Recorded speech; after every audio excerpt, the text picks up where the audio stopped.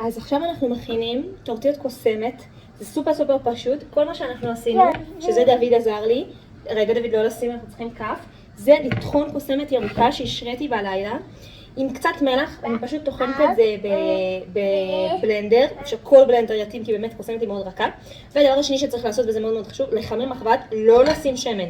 איך אנחנו יודעים שהמחבת מספיק חמה כדי שהטורטיות שלנו לא יידפקו?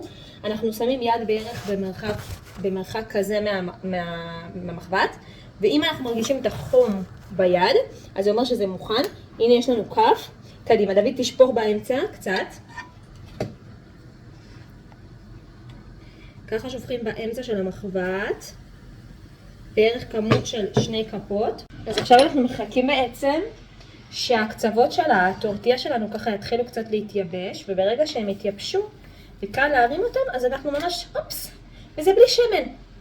בכלל בלי שמן. עכשיו אנחנו רק מתקנים את הצד השני, מכינים לנו כמובן צלחת או משהו ועושים את זה, וככה עושים את כל הטורטיות, בטח אנחנו נראה לכם איך אנחנו עושים איתם סנדוויץ'.